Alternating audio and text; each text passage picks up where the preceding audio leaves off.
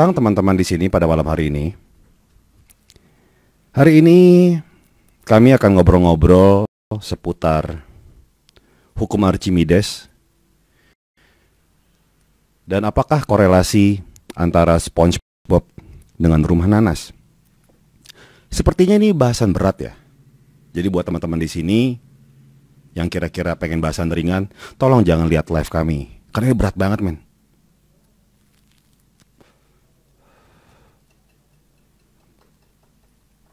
Selamat datang semuanya sobat-sobat Jering Mania, Jering Lisius.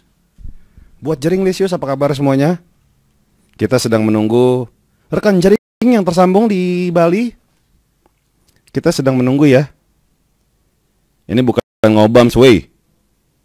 Yang request cewek cakep. Apa sebelum Jering sama cewek cakep dulu ya? Alip.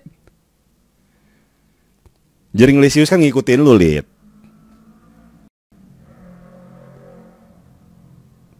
Oke.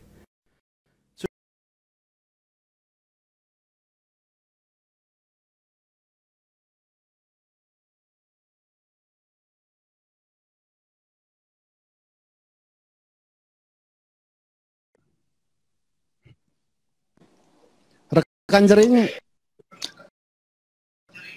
sudah tersambung di Bali, rekan Jering. Halo rekan Gofar, apa kabar? Kita kayak di TV-TV kan. Kayak di TV-TV.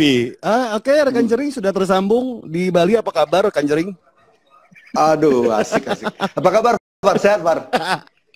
Baik. Sehat. Gimana? All good. Beli, sehat Beli. Semuanya baik, sehat? Kerjaan ya, mungkin sama lah. Kita ya, mungkin kerjaan sama ya. Iya, begini. Apapun yang ada kita sikat sekarang ya. Bener. Ini Beli, manggung. Ini hitam-hitam semua karena biar ya, jadi kan sengaja kan gue sengaja pakai baju hitam biar kayak pala ngambang gitu, Beli. Semuanya hitam-hitam. Oke. Beli, ini udah pasti dong SID, terus dan lu yang lain Devil Dice. Manggung udah enggak dong sekarang ya? Sama sekali enggak. Streaming konser streaming juga enggak. Jadi totally off semuanya untuk konser band. Kalau bandnya Gofar gimana? Oh, band saya kebetulan acapella core ya. Jadi kita main grindcore, death metal tapi acapella. Ada growl. Saya kira keroncongkor. Jadi gore-nya tuh nge-growlnya tuh ada suara 1, suara 2, suara 3 kayak ada gitu, ada suara 3. Jadi dibagi acapella core namanya. Dan kami acapella core sedang rehat. Personilnya saya semua. Rehat, masa rehab sih? Rehat dong. Kalau rehab narkoba. Ya kan emang. Enggak. Saya narkobanya cuma kue sagon doang. Kue sagon, iya. Saya sniff kue sagon. Far dulu. Apa? Kita kan udah lama kenal ini. Udah lama kenal. Iya. Kamu ngomongnya kamu nggak apa-apa ngomong lo gue kok, santai aja. Biar lebih. Iya. Biar lebih ngalir. Kasihan loh. Aku jadi gini. Aku ngerasa kamu tuh dari tadi kayak agak susah mengartikulasikan isi kepalamu karena ada itu. Iya. Jadi gini, mungkin semua orang pada ngeh ya kalau misalnya Jering ini pernah ngomong kalau gini, gue tuh udah lama kenal sama Jering. Jadi gue ngobrol sama teman-teman di YouTube juga nih Jering ya. Yang nanti kita upload gitu. Oke. Jadi banyak yang bilang kalau misalnya ke orisinalan dari seseorang itu patut dijaga. Bener gak? Saya kamu gitu kan. Dan itu sangat tidak apa-apa ya. It's okay. Selama kamu udah kenal gitu. Tapi kalau belum kenal nolot, itu agak aneh sih. Karena lu pernah bilang gini di Twitter atau di Instagram, gue lupa ya. Karena kalau Di misalnya Friendster. lu nggak terlalu di live connector nggak salah ya, klub dugem gitu ya.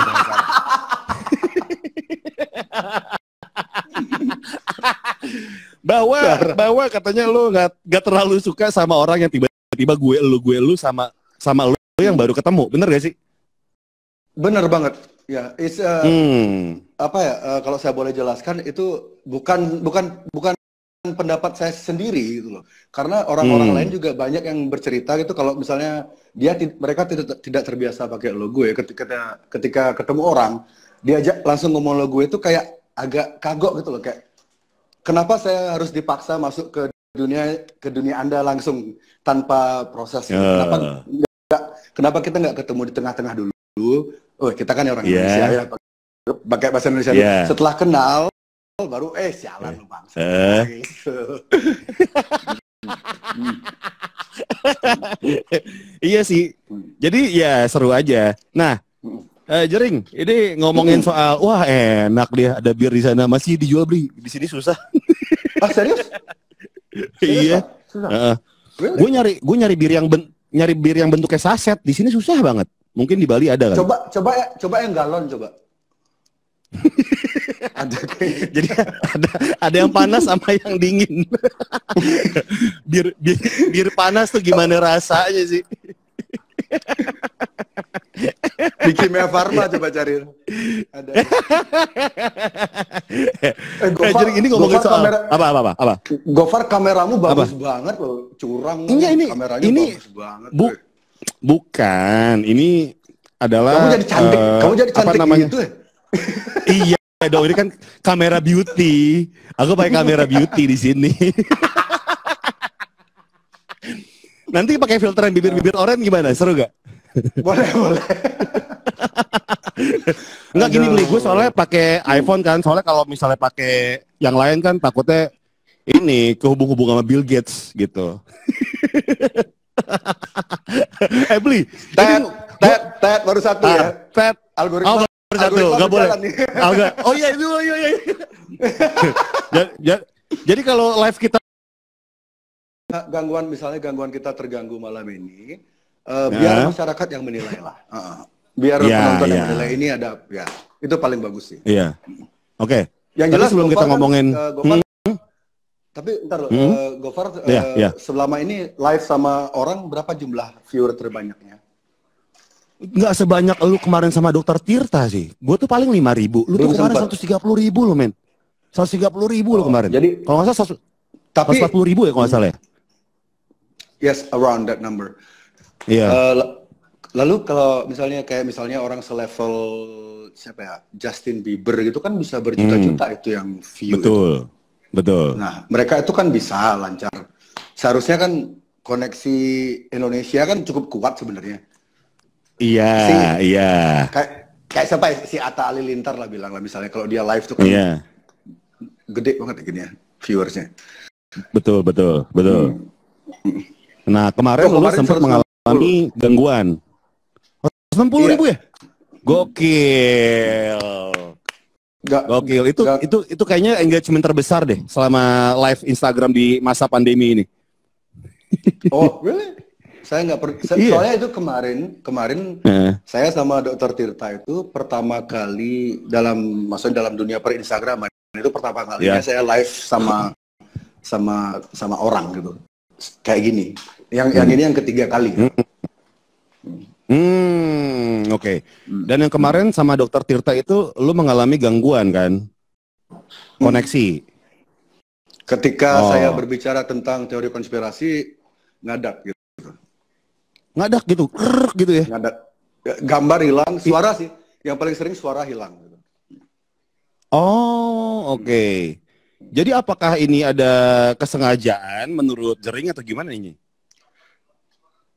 Itu udah saya nggak tahu karena kalau dari sinyal di Bali waktu itu di tempat kan waktu itu saya live dari toko Ramal Empire. Di sana sinyalnya ada pakai WiFi itu kuat dan setelah itu dicoba pakai sinyal yang lain nggak bisa, terus saya coba rubah pakai waktu itu sama Dokter Tita sempat coba pakai akunnya Devil Dice yang sudah verified, yang sudah centang biru juga nggak bisa, jadi sempat 7 kali sempat 7 kali log out, login, log out, login, tetap nggak bisa gitu. Dan itu dimulai ketika saya mulai bicara teori konspirasi. Itu yang agak timingnya itu sih yang agak bikin penasaran gitu. Karena sebelumnya Dokter Tirta bicara, ketika kami bicara masalah rumah sakit, Dokter Tirta kan Dokter Tirta yang dominan bicara. Ketika dokter bicara itu koneksinya baik-baik saja. Pas giliran lu nih, kok tiba-tiba ngadat gitu ya jaringannya gitu. Iya. Dan WiFi nggak masalah? Nggak masalah. Kemarin, kapan tuh Mas? 3 hari yang lalu ya? Yang diwakili sama Mas Jacob, tapi Mas Jacob mereka pakai akunnya Mblock Space. Jadi kami waktu itu berbicara tentang musik dan membicarakan sedikit mengenang tentang almarhum Glenn. Ketika saya mengucapkan kata konspirasi, demokrasi, itu langsung kacau. Padahal yang waktu itu yang nonton cuman 10.000 maksimal. Waktu itu yang nonton cuma 10.000 maksimal. Karena ketika saya mulai ngucapin kata-kata demokrasi, Bill Gates, global elite, itu langsung gangguan. Saya cepat coba berapa kali dengan Mblock Space. Akhirnya saya sepakat untuk saya nggak akan, ada beberapa kata yang akan tidak saya gunakan, dan akhirnya bisa lancar. Tapi waktu itu karena saking seringnya ngadat, akhirnya yang nonton cuma 2.000 orang. Tunggu deh, kalau toh emang ada teknologi yang secanggih itu ya, nih misalnya nih ya, Jering ya, ada teknologi kan, kalau misal di Instagram kan, di Twitter itu kan ada fitur mute word gitu kan.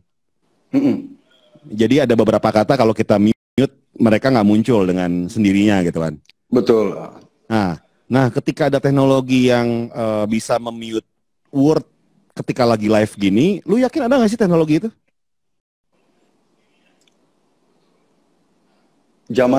Kalau gini ya Far ya, zaman sekarang kita ke teknologi ini kan teknologi yang kita kenal ini adalah teknologi yang diperkenalkan saja. Jadi ada banyak banget teknologi yang belum diperkenalkan ke masyarakat luas. Itu menjadi rahasia komputer, rahasia intelijen kayak gitu. Dan saya yakin itu ada karena contoh kasusnya Perang Dunia Kedua lah. Itu kan mesin-mesin senjata-senjata kimia kayak gitu tuh sudah ada zaman dulu, tapi tidak dipublish. Jadi jika mesin pembaca algoritma yang seperti Gofar bilang tadi itu, apakah itu mungkin? Saya rasa very possible. Nah, waktu itu sempat mengalami yang namanya gangguan ketika live sama Dokter Tirta. Tapi sekali lagi WiFi itu nggak masalah kan? PLN lagi masalah tuh sekarang. Kalau mati berarti ada nyalain air tuh, ngejegrek. Ada yang nyetrika. Ada yang nyalain microwave. Ngejegrek. Bli, ini sebelum kita ngomongin yang lain, gue pengen nanya sebenarnya sih. Pengen nanya cara lu survive di Bali gitu kan. Band udah stop manggung gitu kan untuk sementara. Terus penjualan yang namanya restoran, Twice gitu bar, kan, atau Twice bar gitu sama baju gitu kan, Rumble pasti menurun, gue pun menurun gitu. Pasti. Nah, ya yang lu lakukan nih untuk, kan lu harus bertahan hidup nih ya, untuk sehari-hari gitu. Apakah lu punya usaha lain atau memang ada tips and trick nih untuk bisa survive? Nah, ini mungkin agak menarik karena setelah pandemi ini, saya yang sebelumnya mungkin banyak yang mikir, ekonomi oke lah, masih stabil segala macam kan. 16 tahun, jadi muda. Mungkin jadi ya Indonesia kan kita tahu, orang langsung mikir ini Jering ini seperti kayak istilah Jakartanya gadun lah kayak gitu ya. Kan, kamu kan sering tuh, Gofar kan sering tuh dituduh gadun tuh. Ya, kan? Padahal mah enggak, cuma ramah aja aja sama orang-orang. Orang-orang tertentu.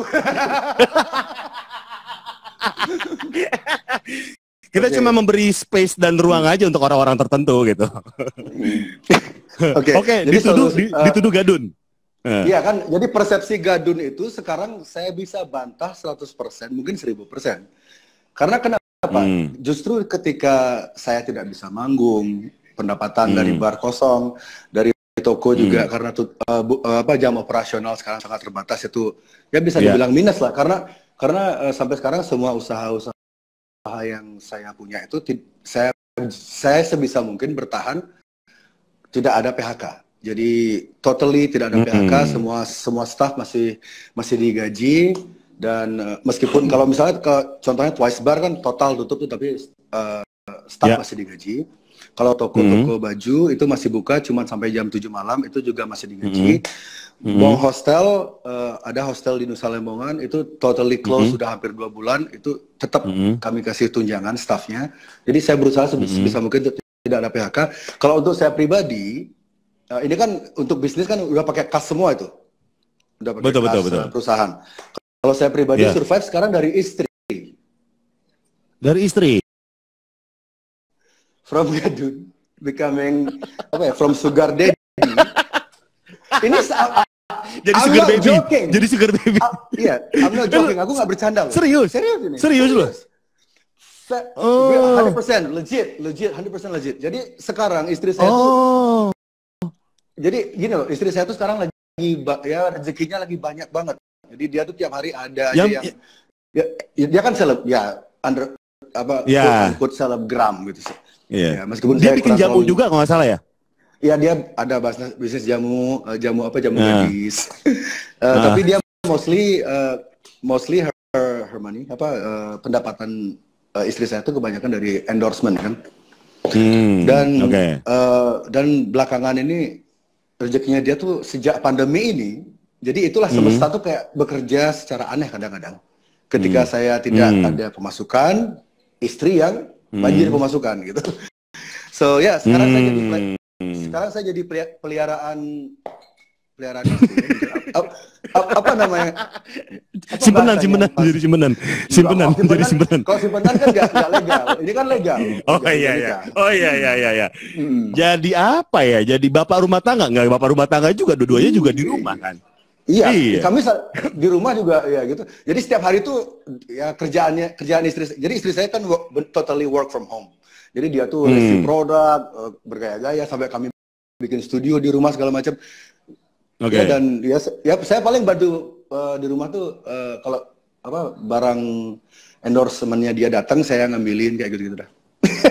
Oke. Wow, ini ya kerjasama yang baik itu ya. Bagus. Oh, very. It's too good, almost too good to be true.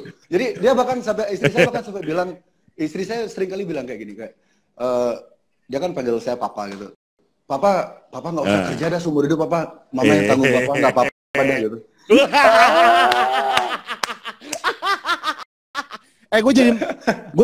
Gue probation dong jadi anak lu 3 bulan aja, boleh gak? Umur berapa? Umur berapa? Umur 37. Masih bisa lah jadi anak kalian lah. Probation 3 bulan aja dulu coba. Probation ya.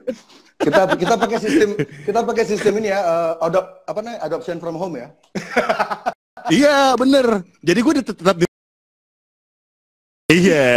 Bitcoin. Nah, ya, berarti jadi itu survive-nya.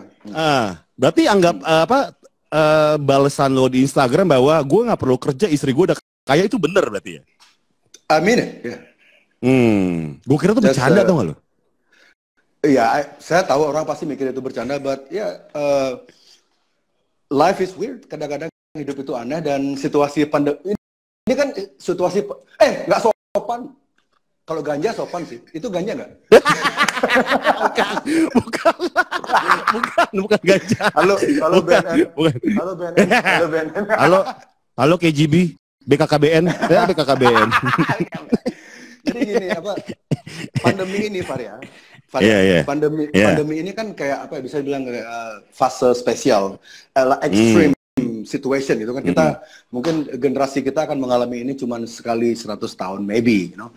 So anything apapun tuh bisa terjadi di situasi kayak gini, yang dulunya anak band yang bisa menafkahi istri, yang bisa menafkahi istri dengan bangga, dengan gaya segala macam mentereng, sekarang jadi tugas beli galon, terus ngambil ngambil paketan.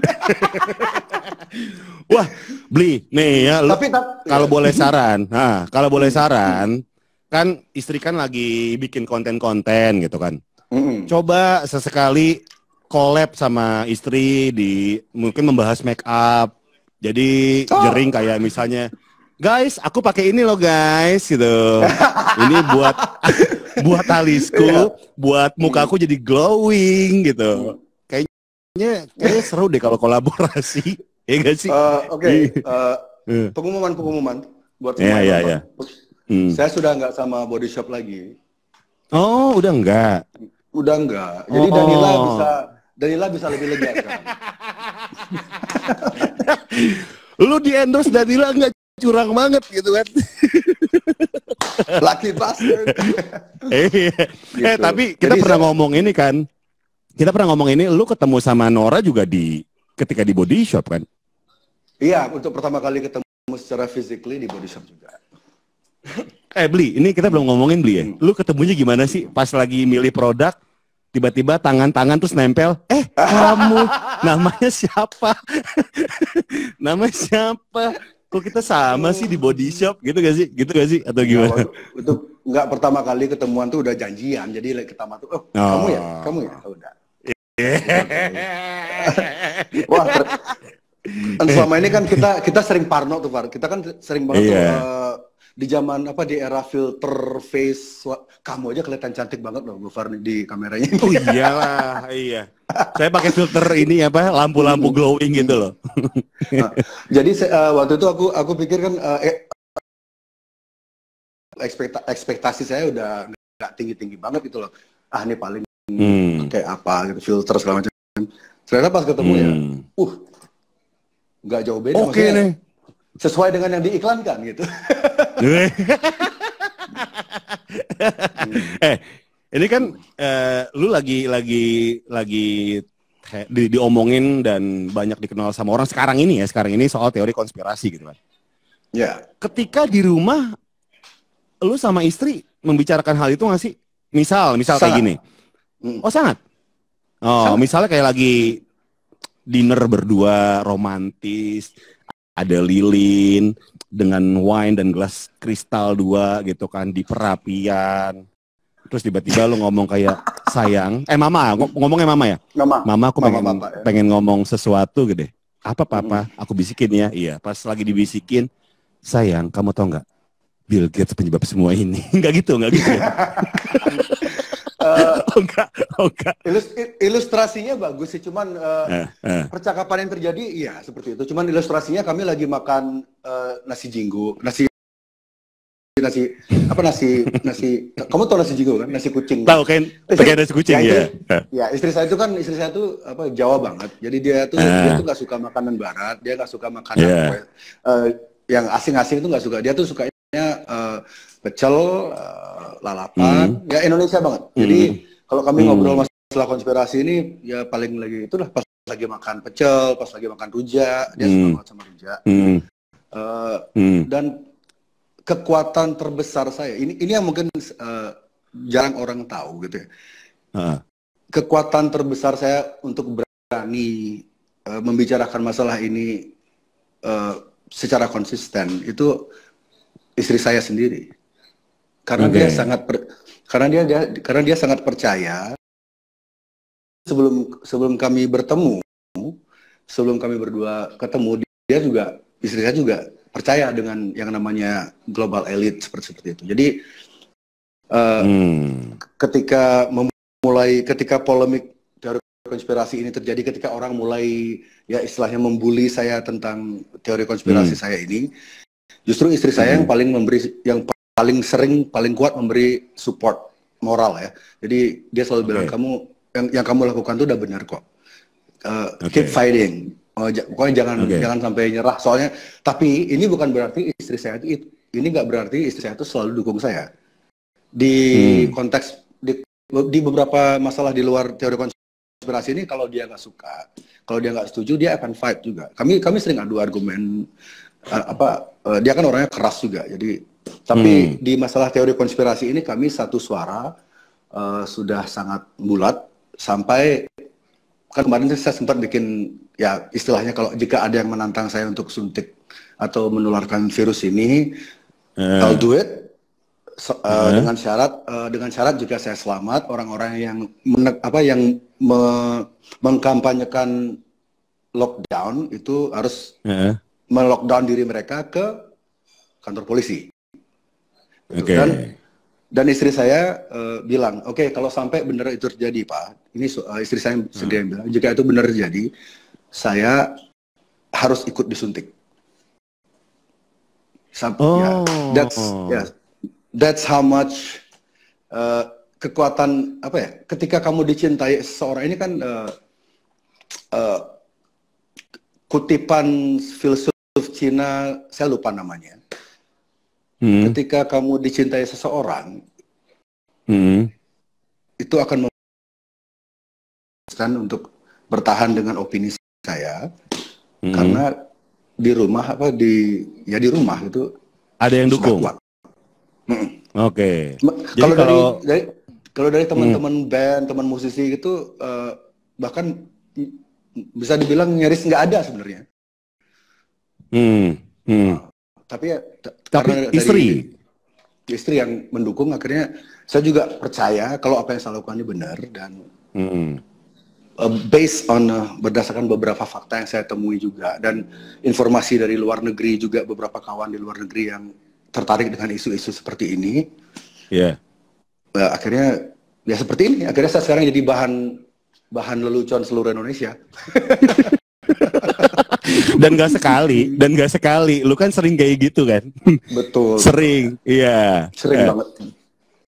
Berarti, tapi ada satu tweetnya Nora yang bilang bahwa dia nggak setuju ketika lu ngomong kalau misalnya lu mau ngebungkam, ada orang yang pengen ngebungkam lo, itu harus dibunuh, lu harus bunuh gue.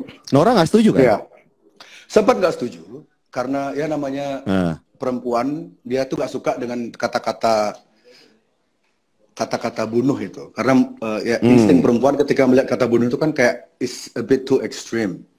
Jadi dihapus sama dia, Nora yang hapus, karena istri saya punya akses ke Instagram saya. Tahu passwordnya? Bukan tahu passwordnya, dia yang bikin passwordnya. Nggak bisa DM aneh-aneh dong orang-orang ya? Nggak pengen.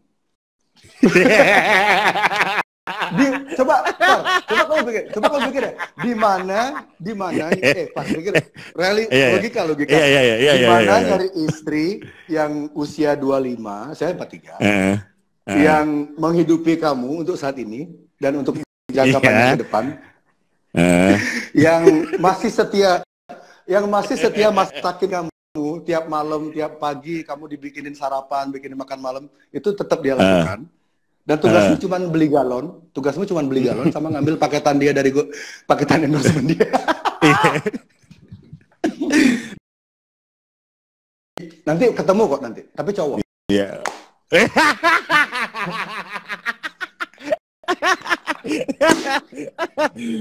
Berarti udah nggak mau bangor-bangor dong ya sekarang ya. Udah satu aja lah ya, beli ya. Udah nggak ada. Kan udah menikah juga. Ya, saya sebenarnya jadi tiap hari itu ngerasa sangat beruntung. Oke. Soal statement yang tadi Jering bilang kalau misalnya lu disuntik gitu kan, Nora juga pengen disuntik juga gitu kan. Itu maksudnya karena euforia, cinta-cintaan, atau memang udah fully support sih beli sikap kayak gitu? Satu. Karena berdasarkan semua data yang saya dapatkan, yang saya kumpulkan, hasil riset saya setiap hari berjam-jam nyari informasi dari seluruh dunia, saya sangat percaya, sangat yakin jika virus ini tidak seberbahaya yang diberitakan oleh media-media mainstream di Indonesia. Jadi saya sangat yakin saya akan selamat. Meskipun disuntik, jika benar yang disuntik itu virus ini ya, COVID ini ya. Hmm.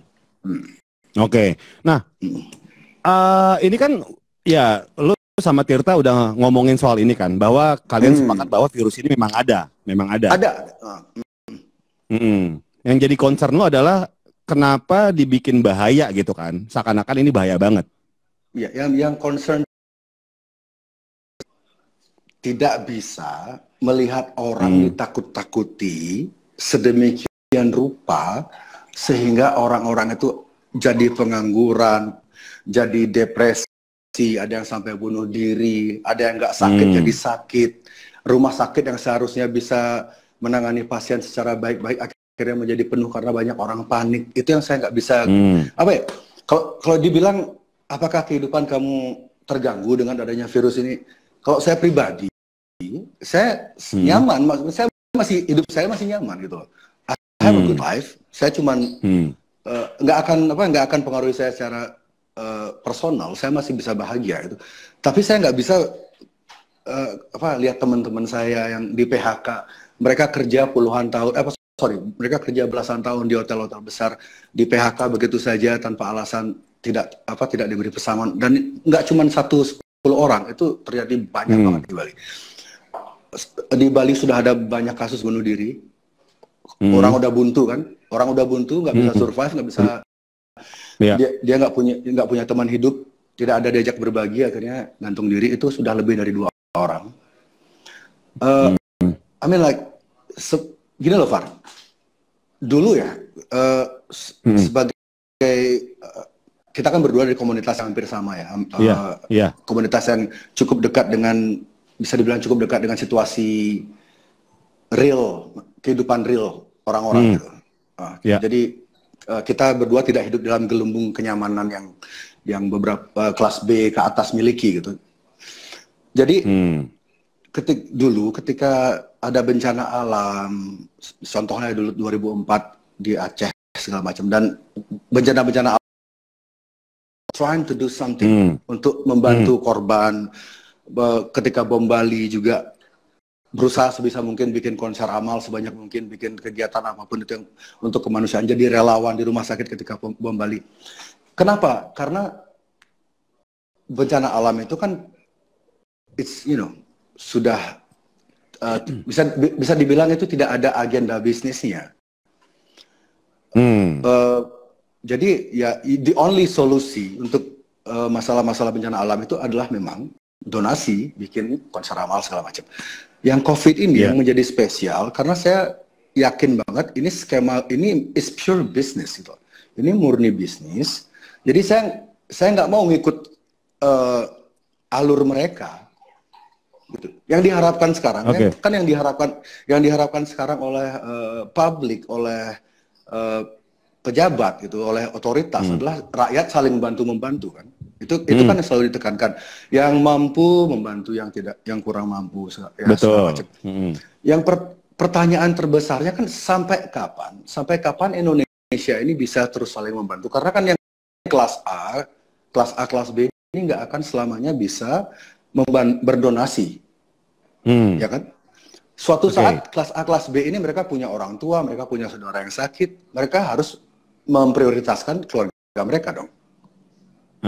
Ya, jadi inilah gimana caranya memotong agar kita tuh tidak dimasukkan gelembung, tidak dimasukkan skema mereka ini, di mana kita diajak bersama-sama untuk saling bantu-membantu hingga kita semua kompak menjadi miskin. Oke, tunggu Bli. Sorry, ketika memang virus, tapi kenyataannya kan di rumah sakit banyak yang bilang kesaksian dari para pekerja medis yang sudah bersusah payah untuk menyembuhkan pasien atau kewalahan menerima pasien, bahkan banyak mereka yang menjadi korban gitu kan.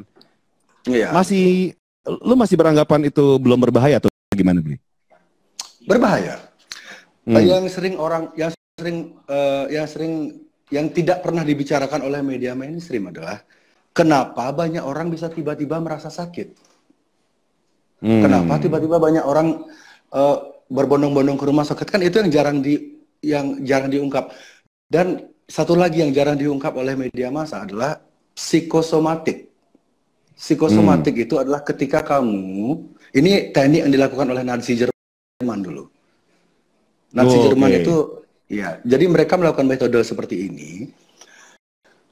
Sebuah kebohongan ya, sebuah kebohongan ketika kamu ulangi terus-menerus, berkali-kali, setiap hari, konsisten, maka jadi sebuah kebenaran baru.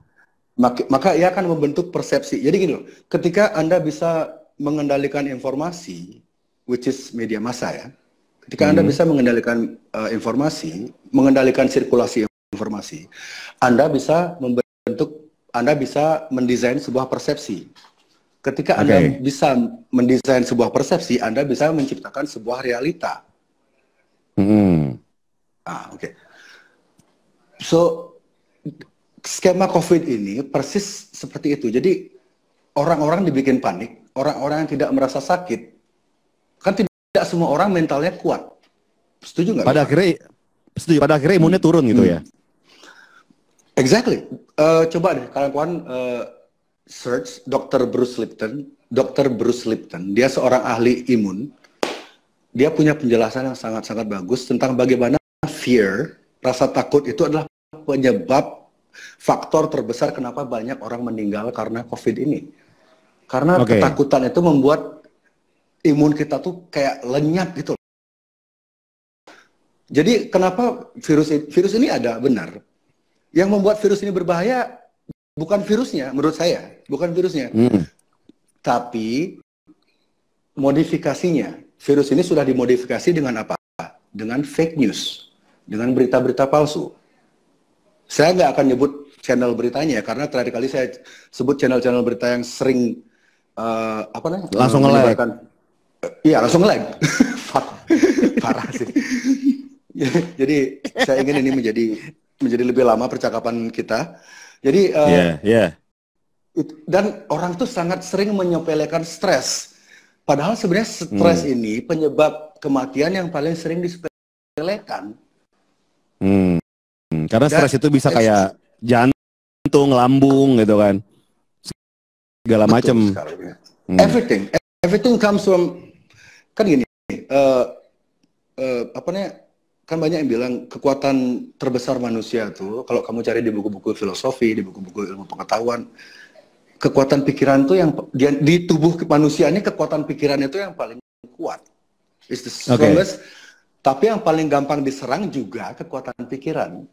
Cara nyerang kekuatan pikiran itu pakai menebar ketakutan ya, dengan menebar ketakutan itu tadi. Gue setuju banget sih soal yang namanya pikiran tuh. Ketika lagi nggak oke gitu kan, lagi stres, itu penyakit bisa banyak yang datang gitu kan. Jadi poinnya di sini, lu setuju nggak bahwa COVID ini berbahaya atau tidak berbahaya? Seperti yang Elon Musk katakan 2 hari yang lalu. Soal anak ya, XAE Xavier. Bukan. Elon Musk itu kemarin 2 hari yang lalu di Joe Rogan yang mirip Deddy Corbuzier itu. Jadi Joe Rogan niru Deddy kayaknya sih. Iya. Bilang di itu wawancara podcast mereka sekitar 2 jam lebih lah, seperti biasa, panjang kan. Itu ada beberapa statement Elon Musk yang menegaskan jika COVID ini tidak seberbahaya yang media coba pengaruhi kita gitu. Kan media ini mencoba menancapkan persepsi jika virus ini sangat mematikan. Elon Musk tidak setuju itu. Dan bukan cuma sekali ngomong seperti itu. Jika Anda mengikuti Elon Musk di Twitter, dia sangat mendukung agar lockdown segera dicabut, agar rakyat segera dikembalikan kemerdekaannya, agar dia tuh sering memberi informasi tentang rumah sakit itu tidak sepanik yang digambarkan di media-media mainstream kebanyakan. Situasi rumah sakit itu tidak seramai itu. Di Amerika justru banyak banget rumah sakit yang dokter-dokternya itu sampai nggak ada kerjaan gitu. Jika Anda nggak percaya, silakan cek Twitternya Elon Musk. Elon Musk kan bukan orang bodoh. Jadi selama ini saya sering banget diserang oleh orang-orang yang mungkin yang punya titel, punya gelar, mereka pikir argumen saya tuh kayak ngawur. Dan memang ada beberapa argumen saya tuh kepleset atau salah nyebutin narasumber, salah nyebutin data. But go check Elon Musk Twitter, like try to coba argue sama dia. Coba bully Elon Musk. Saya nge-tweet ngajak orang untuk ayolah kita kembali normal, virus ini tidak seberbahaya yang diberitakan. Akun saya tuh baru bikin Twitter nih, Far, baru 2 hari langsung lenyap. Elon Musk ngomong hal yang sama di Twitternya dia. Give people their freedom back. Gak ada yang lenyapin akun Twitternya, anjing. Cuman gara-gara Elon Musk punya roket, bangsat. Oh tapi Bli, kalau misalnya Twitter kan ya kita ngomongin mungkin ada kesengajaan untuk gituan ya, tapi untuk di ban gitu kan, mungkin ada pihak-pihak tertentu.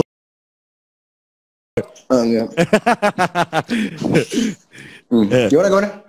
Tapi gini, kalau Twitter itu kan ketika banyak orang yang report dalam waktu yang bersamaan, itu kan otomatis kan di ban gitu kan, di suspend gitu kan. Mungkin banyak orang yang report kali ya. Pasti. Lalu orang-orang itu kenapa mereka tidak report Elon Musk? Kan Elon Musk lebih berbahaya. Akun saya cuman followersnya waktu itu cuman 20.000. Baru bikin akun 1 hari, followersnya 20.000, cuman bertahan 1,5 hari, hilang. Elon Musk followersnya jutaan loh. Dia bikin statement yang pesannya sama dengan statement saya. Kok nggak ada yang nge-report sih? Karena dia nggak tatoan. Karena dia apa? Mualaf. Enggak. Bukan Bli. Satu-satunya alasan adalah karena Elon Musk itu tidak pernah ngomong gini. DM emailmu sat gitu. Nggak pernah. Dia nggak bisa bahasa Indonesia.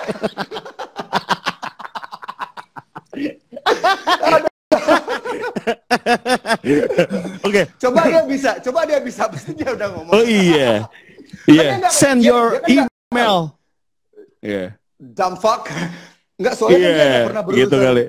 Elon Musk kan nggak pernah berinteraksi sama netizen Indonesia kan. Mulut netizen Indonesia tuh beda loh sama netizen Amerika.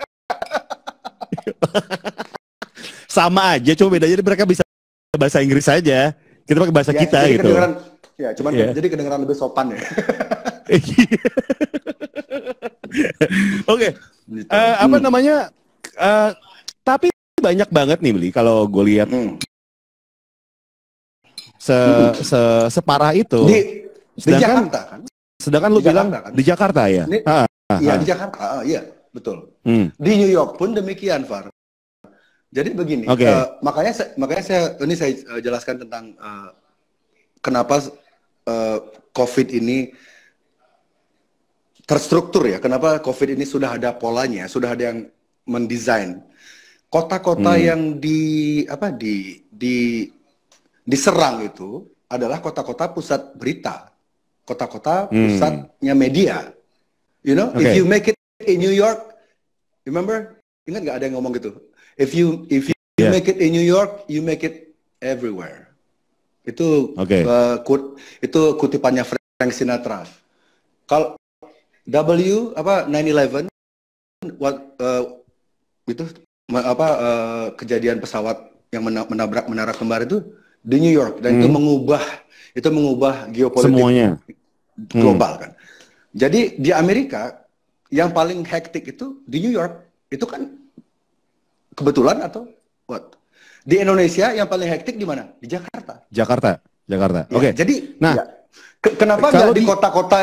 Kenapa nggak di kota-kota yang nggak ada stasiun TV-nya? Kenapa nggak di kota-kota yang nggak ada selebritinya?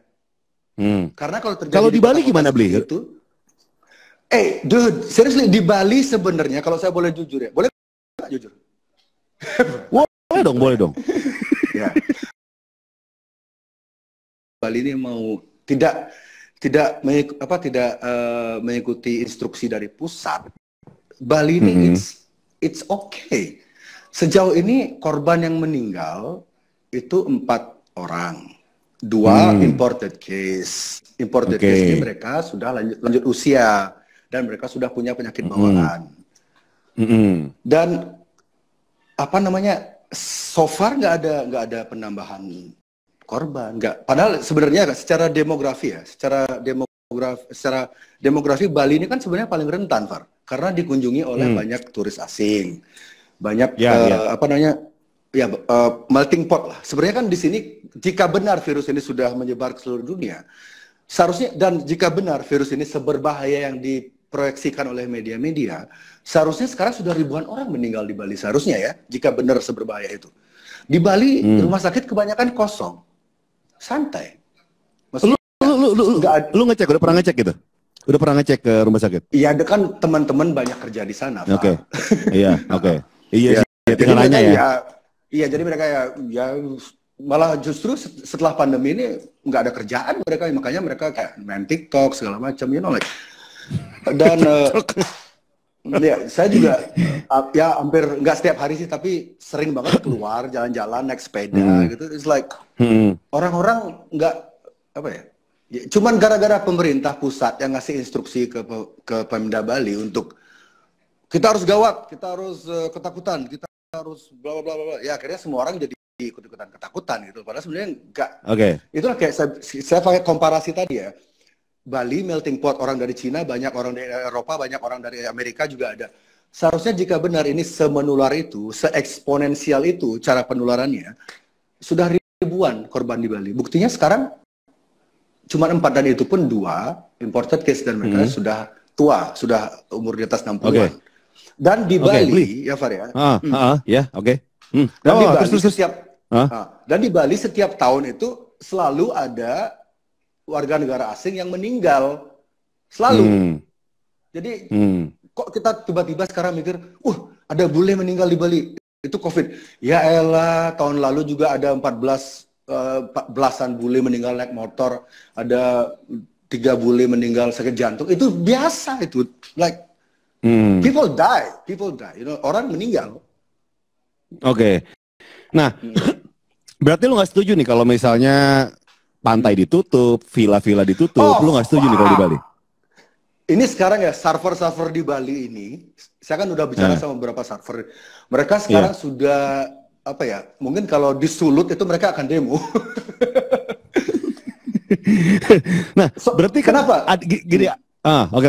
Gimana, Bli? Kenapa? Karena pemerintah nggak adil. Orang yang olahraga bersepeda diperbolehkan, orang yang jogging diperbolehkan, orang main futsal, orang main bulu tangkis boleh, olahraga yang lain itu boleh. Gym masih buka, server nggak dikasih. Mereka mau surfing di kolam renang, gimana dong solusinya?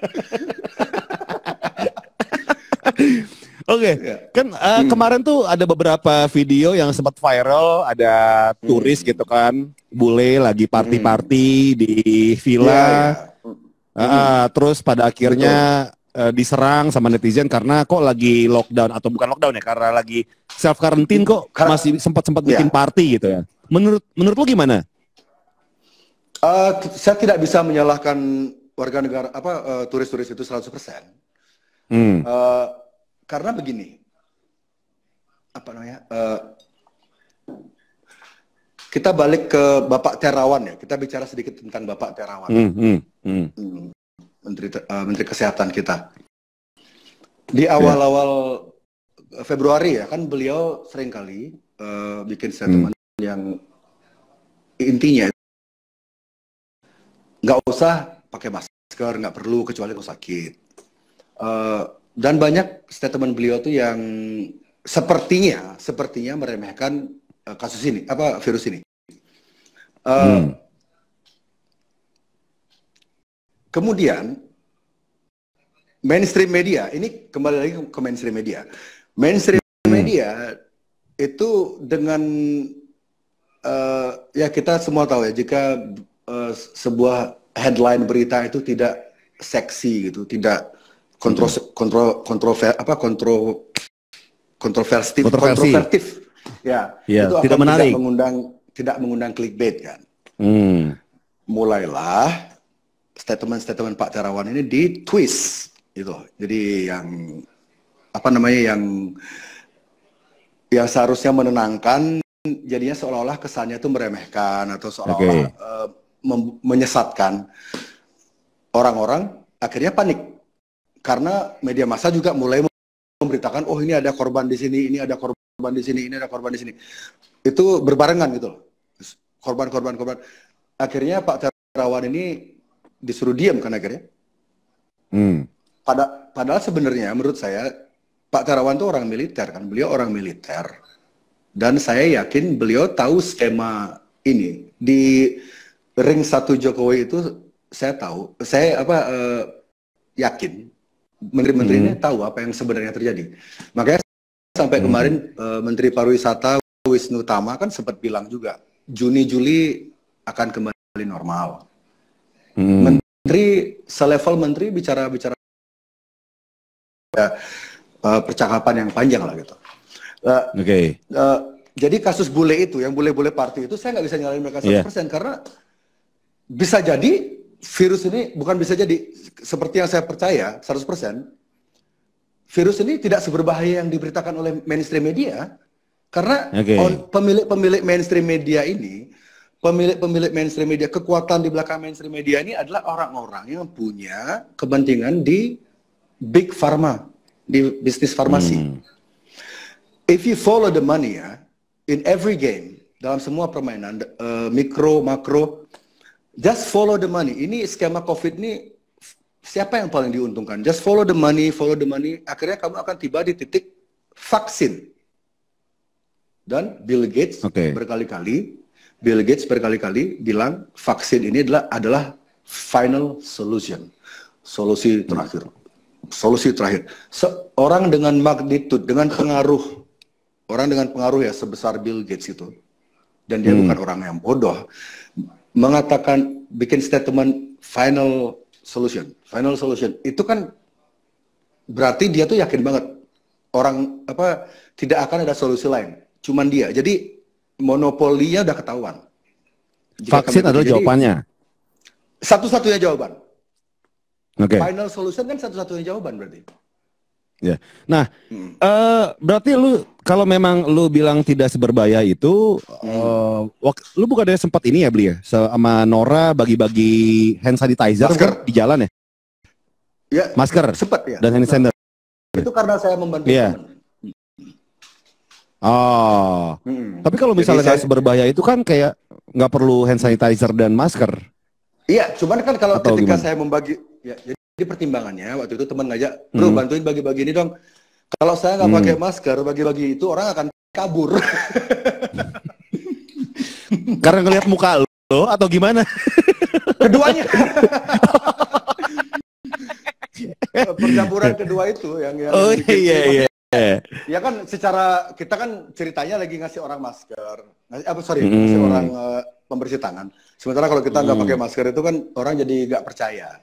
Dan itu pun murni saya lakukan karena bantu teman aja. Jadi dia punya dia ingin berdonasi gitu, ya udah saya bantu. Gitu. Nothing. Kalau di Bali lu kemana-mana nggak pakai masker gitu? Naik sepeda atau jalan gitu? Apa turtleneck? Pakai turtleneck? Oh, di sini. Gue kira pakai turtleneck. Di sini kan terus kalau ngelihat petugas itu naikin dikit. Tapi Pak, ini serius loh. Pak, ini serius. Apa? Kamu harus searching ya. Tapi kawan-kawan, kalau saya boleh saranin, jangan kalau nyari pakai mesin itu. Karena mesin pencari yang inisialnya G itu algoritmanya sudah diatur sedemikian rupa untuk mensupport skema ini berhasil. Jadi ketika kamu mencari informasi misalnya terlalu sering memakai masker itu justru akan mempercepat orang sakit, itu ada beberapa dokter yang punya riset seperti itu. Dua dokter perempuan, saya lupa namanya. Tapi kalau kamu cari itu di Google nggak akan ketemu. Tapi kalau kamu cari itu di informasi itu di mesin search engine yang lain selain Google, itu bisa kamu cari informasinya. Jadi sebenarnya orang pakai masker itu kalau kelamaan ya, terlalu lama dan terlalu sering, itu justru akan memperendah imunmu karena pernafasanmu itu tidak normal. You don't breathe, kamu tidak bernafas sebagaimana biasanya.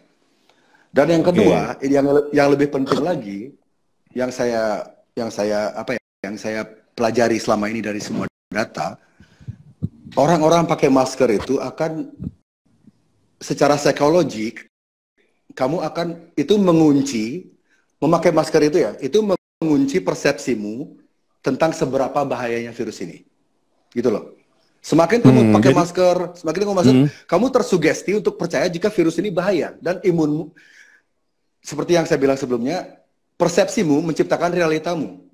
Ketika semua orang memiliki persepsi yang sama, realita itu akan terjadi.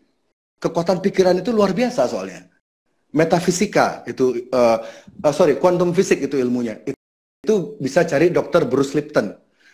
Bruce Lipton itu beliau mencerahkan banget dan beliau tidak pernah Dr. Bruce Lipton itu tidak pernah diberi panggung di media-media mainstream Indonesia ataupun di luar negeri. Ya. Bukannya lebih bagus ya beli ya? Sekarang kan orang-orang jadi lebih aware soal kebersihan gitu kan, dari kebersihan tangan, cuci tangan segala macam, bahkan memakai masker. Kalau ngomongin soal masker kan gimana beli? Di agama Islam kan dari dulu diajarkan cuci tangan segala macam. Banyak polutan ketika pakai masker kan, kalau toh memang COVID itu menurut lo nggak berbahaya, kan juga membantu kita menjaga kesehatan kan dari polutan-polutan yang ada gitu. Betul. Menurut data di Wuhan ya, di Wuhan, jika usiamu di bawah 50 tahun dan kamu tidak punya penyakit yang parah, meskipun imunmu itu pas-pasan kayak imun kita berdua nih, kan kita kan masih minum, rokok segala macam. Meskipun imun kita ini pas-pasan, kemungkinan sembuh kita tuh 99%. Itu ada datanya dari Wuhan. Data yang sama juga disampaikan oleh 2 dokter di California yang video di YouTube-nya itu sudah memiliki 5 juta viewers, lalu dihapus oleh YouTube dengan alasan mengganggu community bla bla bla bullshit itu. 2 dokter itu juga persis sama, angka fatality-nya COVID ini 0,03, bahkan lebih rendah dari 1%, 0,03%. So, basically kamu nyebrang jalan beli bakso di depan gang, di depan rumahmu, di warung depan rumah, beli bakso. Udah pasti di ketemu jalan yang virus sepi. itu. Enggak, bukan, di jalan yang sepi gitu ya. Kamu nyebrang beli bakso, nggak ngeliat kiri kanan, kemungkinan mati itu lebih tinggi daripada kena COVID. Percentage ya, kita bicara percentage. Ya. Oke. Jadi berarti ketika lu nggak setuju bahwa virus itu tidak seberbahaya itu, peraturan pemerintah soal self quarantine dan PSBB ini seharusnya dihilangkan gitu. I think so ya. Kembali normal. Ya, ini solusi dari saya kan, dari tadi kan orang pasti mikirnya ini jadi ngebaca. Oh, lu baca doang ada solusi nih. Iya. Solusi ini juga sudah disampaikan oleh siapa namanya? Solusi ini juga sudah disampaikan oleh Dr. Tirta. Orang yang sudah positif COVID, yang terjangkit COVID dan orang yang usianya sudah lanjut, yang sudah positif COVID. Jadi tiap-tiap kota yang angka, jadi satu pintu. Jadi semua orang yang terkena COVID itu dikumpulkan di sana. Kan nggak banyak itu sebenarnya. Tiap kota itu berapa sih? Di Bali cuman berapa sih yang kena COVID? Cuman media aja yang membuat kesannya tuh semua orang kena COVID, like fuck media man. Jadi tiap kota yang memang ada gini penderita COVID-nya itu dibikinkan mega cluster agar satu untuk menyelamatkan, satu untuk memutus penularan kan karena tidak menyebar.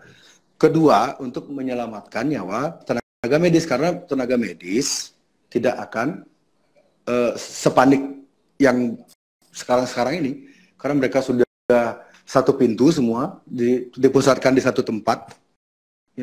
Saya pikir kalau pemerintah serius itu bikin mega cluster tuh bukan hal yang susah loh.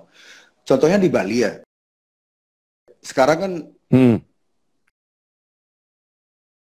gede banget dan bersih dan mewah, itu bisa menampung ribuan orang. Dan harusnya dibikin klaster itu. Iya, kenapa? Jadi yang memang positif di Bali dikumpulin di sana semua. Jadi tidak menimbulkan kepanikan massa, menyelamatkan nyawa petugas medis, dan penyebarannya di sana-sana aja gitu. Dan untuk yang muda-muda tetap berkegiatan seperti biasa. Jadi jam malam, penutupan pantai, penutupan jalan itu tidak perlu. Cuman perlunya adaptasi. Ya seperti yang Mas Gofar bilang tadi lah, pakai masker, cuci tangan. Ya itu kan untuk orang Indonesia yang suka makan nggak pakai sendok garpu gitu kan bagus tuh nyuci tangan, itu kamu nggak diare kan. Terus pakai masker untuk melindungi kita dari TBC. TBC itu lebih berbahaya daripada COVID. Angka kematian TBC di Indonesia itu jauh lebih tinggi dari COVID, dan dia penularannya itu sudah terbukti airborne, lewat udara. Dokter Tirta juga sudah mengkonfirmasi itu. Dokter-dokter lain juga banyak yang memberi saya informasi seperti itu. Jadi TBC ini jauh lebih fatal sebenarnya daripada COVID. Dan jika sekarang kamu memang ingin menjaga kesehatanmu, pakai masker tuh sebenarnya kamu tuh melindungi dirimu tuh bukan dari COVID tapi dari TBC. Dan solusi ketiga apa tadi? Social distancing. Social distancing itu perlu. Ya kalau kamu nggak mau kurap, nggak mau kadas, ya perlu sih. PSBB itu dihilangkan, tapi orang-orang tetap melakukan yang namanya pakai masker, pakai sanitizer, adaptasi, dan melakukan pekerjaan seperti biasanya gitu. Iya. Jadi kalau misalnya harus ada konser itu ya konser aja gitu. Tapi mungkin ya penontonnya pakai masker semua, it's okay lah. Vokalisnya pakai masker. Ya kan Slipknot pakai topeng bisa nyanyi. Oh iya bener juga. Nggak ngaruh juga ya. Atau masker dari jaring lagi. Iya malah bagusan. Ini gue ngelihat Twitternya Alit ya. Alit tuh ngomong kayak, kenapa ketika lo menyuarakan soal Bali tolak reklamasi itu jarang dapat spotlight gitu kan? Tapi ketika lo menyuarakan teori konspirasi, lo dapat spotlight dari diwawancara TV segala macam. Yang pada akhirnya yang ditakutkan oleh Alit kalau nggak salah gue baca ya, apakah ini penggiringan biar lo dikatain halu? Yang pada akhirnya ketika lo mau kampanye apapun, mau Bali tolak reklamasi kayak mau apapun itu dianggap kayak sesuatu yang halu aja. Iya. Ini analisa si Alit Sitlisius itu 100% benar. Dan ini adalah sebuah penerapan metode Operation Mockingbird. Kalian bisa search, ini namanya Operation Mockingbird. Operation Mockingbird itu adalah taktik atau strategi membuat orang kehilangan kredibilitasnya. Jadi saya ketika menerima tawaran dari Kompas kemarin itu, saya memang dikondisikan untuk dijebak, dan saya kurang ngeh gitu. Karena saya membuat keputusannya buru-buru, keputusan itu saya ambil last minute gitu, ya ambil aja deh. Akhirnya saya kurang siap menurut saya berdasarkan data yang saya punya. Tapi karena mereka memframe, jadi ketika saya menjelaskan dipotong iklan, ketika saya bicara dipotong sama si Aiman anjing. Anji, saya bilang Anji. Anji penyanyi. Oh Anji. Iya. Oh, jadi Anji. Ketika saya bicara dipotong terus sama dia, ketika dokter yang lagi narasumber lagi satunya bicara tidak pernah dipotong sama si Aiman. Jadi di Kompas itu saya emosi ngobrolnya. Ketika mau jelasin dipotong iklan, makanya artikulasi saya tidak bagus waktu itu, dan saya di sana kecolongan. Dan mereka berhasil mempraktekkan strategi Operation Mockingbird. Mockingbird namanya. Jadi Mockingbird kan mengolok-olok itu loh. Iya, kayak membuat lu malu jadinya ya. Iya, gitu. Dan itu cukup berhasil. Tapi dari misalnya yang nonton tuh let's say 1 juta orang yang nonton ya. Ya. Bilanglah 70%-nya menganggap saya orang halu. 30% ini yang mereka sebelumnya tidak mengerti apa-apa, mungkin mereka tidak terlalu paham tentang teori konspirasi. 30% ini akhirnya mereka akan mencoba cari tahu, mencoba belajar, dan akhirnya akan ada lebih banyak orang lagi yang percaya. Karena saya yakin banget, semakin banyak orang yang percaya akan konspirasi ini, semakin banyak orang yang tahu bagaimana penyakit ini membunuhmu secara psikologik, maka orang-orang akan tidak sepanik sekarang. Orang-orang akan lebih berani hidup dan rumah sakit akan tidak dipenuhi orang-orang yang seharusnya tidak sakit. Pasien-pasien pasien-pasien non-COVID yang memang kritis, yang mereka tuh perlu perlu penanganan yang intensif, akhirnya mereka bisa ditangani sebagaimana mestinya. Karena sekarang kan banyak banget banyak banget sekarang kan banyak banget pasien non COVID yang mereka tuh karena penanganannya, karena tenaga rumah sakit penuh, karena banyak orang yang seharusnya tidak sakit merasa sakit karena tiap hari diserang berita negatif ini. Pasien-pasien yang kronis non COVID akhirnya tidak tertangani secara semestinya dan akhirnya mereka gagal, meninggal. Oke. Ya. Dan ini kemarin juga saya dengar ada yang curhat gitu, almarhum Mas Didi Kempot. Jadi beliau itu sudah lama tidak enak badan, sudah lama mengerikan, dan kondisi rumah sakit yang digambarkan begitu panik segala macam. Akhirnya beliau tidak mau ke rumah sakit gitu. Beliau memilih untuk tidak mengobati penyakitnya. Oh, sempat ngobrol sama lu gitu? Enggak, ada teman yang curhat ke saya, orang yang cukup kenal dengan beliau gitu. Dan akhirnya ya, jadi kalau kita pikir baik-baik sekarang kan, jika misalnya mainstream media ini tidak sebegitunya menakut-nakuti rakyat, kan besar kemungkinan orang-orang akan lebih santai, tetap cuci tangan, tetap pakai masker, tapi orang-orang nggak ketakutan gitu loh. Soalnya gini loh, ya seperti balik ke metodenya Dr. Bruce Lipton tadi, ketika orang-orang ketakutan itu adalah orang-orang yang paling gampang sakit, orang-orang yang paling gampang dikelabui, orang-orang yang paling gampang dikontrol itu adalah orang-orang yang ketakutan. Dan itu teknik ini, metode ini sudah digunakan sejak zaman Nazi, sejak sebelum zaman Nazi juga sudah digunakan oleh elit global ini. Oke, ini mungkin kita mungkin yang paling bijak sekarang ini, ya paling beres adalah dengan berdoa ya kepada teman-teman yang mungkin punya kerabat atau yang tutup usia segala macam. Semoga terutama Pak D ya yang kita kenal juga gitu kan. Semoga mendapatkan tempat yang lebih baik gitu kan. Oke. Nah, iya, berikutnya adalah soal pernyataan lo yang sepertinya terburu-buru mendapatkan mengiyakan interview dari Kompas. Berarti lo menyesal dong udah mau ikutan gitu? Enggak juga sih. Enggak juga. Karena itu seperti saya bilang tadi. Seperti yang saya bilang tadi, dari misalnya 1 juta orang yang nonton, ada 30 atau 20%-nya yang nangkep maksud, meskipun statement saya kurang tertata waktu itu, tapi buktinya di Bali, di beberapa grup-grup Facebook itu sudah mulai ada beberapa statement yang kayak mengiyakan statement saya gitu. Meskipun tidak banyak, tapi sudah ada beberapa. Jika saya tidak mengambil tawaran Kompas itu, mungkin orang-orang itu akan tetap merasa ketakutan.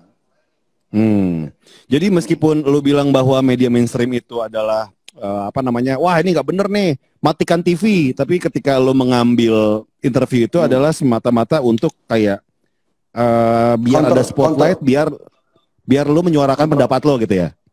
Betul. Karena saya lihat sekarang di Indonesia hampir 99%, ya bisa bilang hampir 100% media mainstream, TV terutama, berita buruknya tuh jauh lebih dominan daripada berita kesembuhan. Padahal menurut banyak dokter, menurut banyak tenaga medis, orang yang sembuh ini banyak banget gitu loh. Jadi kalau dibilang penyakit ini sangat mematikan itu salah, karena yang sembuh juga banyak sekali. Oke, jadi itu yang nggak diberitakan sama media menurut lo? Seperti ada kesengajaan, seperti ada sebuah karena itu juga dilakukan di media-media di negara-negara modern, negara maju juga, mereka juga media-media mainstream di sana juga melakukan metode yang sama. Dan seperti kita tahu media di dunia ini kan media-media yang berpengaruh ya. Saya nggak akan bilang namanya nanti lagi. Itu dikuasai oleh dikontrol oleh 6 perusahaan. Ya itu yang komen-komen itu ada yang benar tuh tebakan itu. Jadi mereka ini punya ratusan anak-anak media untuk menciptakan ilusi jika kita itu punya pilihan. Padahal sebenarnya pilihan kita itu tidak ada karena narasi besar yang dari pusat itu ya adalah sebarkanlah ketakutan agar orang-orang makin banyak takut, makin banyak sakit. Angka korban COVID tinggi. Akhirnya negara-negara lockdown, akhirnya negara-negara menerima wajib vaksin, mandatory vaksin. Ketika kita sudah tiba di titik itu, kita menyerah, semua orang menjadi dari ekonomi A, B, semua menjadi D, karena donasi, akhirnya semua miskin bareng gitu, barengan miskin. Akhirnya kita, gimana caranya biar kita bisa balik ke, datanglah malaikat Bill Gates dengan solusinya. Oh, final solution. Kan dia, ini saya nggak ngarang loh. Di banyak interview dia bilang gitu, satu-satunya cara agar dunia ini normal kembali adalah dengan vaksin. Vaksin. Berulang-ulang kali. Dan dia bukan dokter. Ya dokter. Dokter Fauci. Jika kawan-kawan ingin benar-benar tahu siapa Fauci sebenarnya, go to, apa tadi websitenya Mas? Plandemic Movie apa? Go to www.plandemicmovie.com atau .org. Itu membongkar topeng Fauci yang sebenarnya. Jadi dan itu kalau kamu cari di Google ya, ini kesebut tuh, disensor. Ya, jika Anda cari informasi, ya sepertinya mengalami kendala jering. Kenapa? Jering mengalami kendala. Oke, nah mulai normal lagi. Ya, masih kendala. Kendala apa? Ya, udah mulai ngeblur. Serius? What the fuck? See? Listriknya mati kali. Enggak, hidup. Mau bener. Hidup. Paketnya habis kali, Anjing, ini pakai wifi. Aku nabi. What the fuck? Tapi suaranya masih agak jelas sih. Masih agak jelas. Okay. Saya lanjutin aja ya ngomongnya. Iya. Gara-gara tadi bilang inisial G itu anjing. Kalau mau tahu siapa Fauci yang sebenarnya itu cari www.plandemicmovie.com. Itu di sana mengupas siapa Fauci sebenarnya. Dan jika Anda ingin tahu siapa Tedros, kepala WHO sekarang, itu juga punya rekam jejak yang sangat kotor. Dan kalian tidak akan bisa cari informasi itu di mesin pencarian selama ini kita pakai. Jadi pakailah mesin pencari yang lain. Di sana kalian akan bisa mencari semua berita tanpa filter. Ya, jadi algoritmanya tidak difilter. Jadi di sana pertempurannya fair gitu loh. Pertempuran informasinya fair. Dan kamu bikin keputusan sendiri. You make your own. Mainstream media jangan. Kita harus cari informasi dari semua sisi. Because kita semua tahu media ini dikuasai oleh kekuatan yang itu-itu aja. Dan kekuatan yang itu-itu aja, mereka punya investasi besar-besaran di farmasi. Kalau kamu mengikuti pola skema COVID ini kan solusi satu-satunya itu adalah vaksin farmasi. Iya. Jadi mainstream media tentu saja bos-bos mainstream media yang berpengaruh mendukung vaksin. Oke. Beli, lu pernah dites COVID gak sih? Belum. Oke. Kemarin gue sempat dites COVID kan. Soalnya ada waktu ada mau endoskopi memasukkan sesuatu dalam mulut gitu kan. Selang gitu kan, harus ada yang namanya tes COVID dan scan torak segala macam, dan ya alhamdulillah sih negatif ya, nggak ada tanda-tanda soal COVID. Swab ya? Enggak, ini di scan torak, CT scan torak sama darah segala macam. Oke. Ya. Nah di situ kan berarti lu belum pernah tes COVID, dan karena emang lu nggak percaya itu gitu. Saya percaya COVID itu ada, cuman saya belum dites. Ya. Oke, nah terus Beli, ini ngomongin soal yang namanya konspirasi gitu kan, masih ngomongin soal konspirasi. climate change. Betul. Perubahan iklim. Katanya lu bilang itulah konspirasi. Gini. Oh.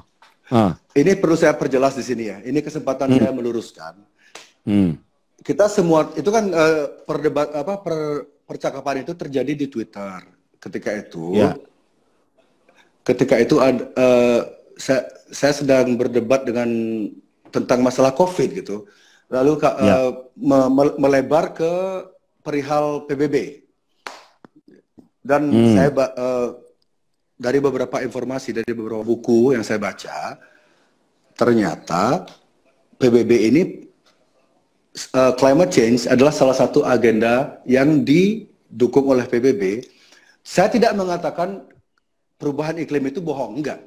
Yang saya maksud di tweet saya itu adalah solusi-solusi yang ditawarkan oleh PBB terkait climate change ini banyak yang tidak real, ya banyak yang palsu, itu solusi-solusi palsu. Contohnya solusi yang sebenarnya, contohnya kalau kamu cari dokumenter terbaru rilisan Michael Moore, judulnya Planet of the Humans, yang baru rilis 5 hari lalu, di sana menjelaskan bagaimana solar panel yang selama ini kita anggap sangat ramah lingkungan, ramah energi, itu ternyata efek daya hancurnya itu lebih besar daripada kita menggunakan sumber energi gas atau fosil. Iya, seperti itu. Dan itu salah satu solusi ya. Jadi ketika saya bilang di tweet itu, karena jumlah karakter nulis di tweet itu kan nggak usah panjang-panjang itu, ya terbatas. Jadi saya nyingkat itu, climate change yang digaungkan oleh PBB ini hoax, karena saya nggak bilang climate change-nya yang hoax, yang digaungkan oleh PBB. Jadi solusi-solusi yang mereka berikan itu nggak masuk akal, karena itu lebih ke bisnis, karena banyak industri, banyak korporat besar bermain di sana. Itu namanya greenwashing segala macam itu ya. Dan Bung Host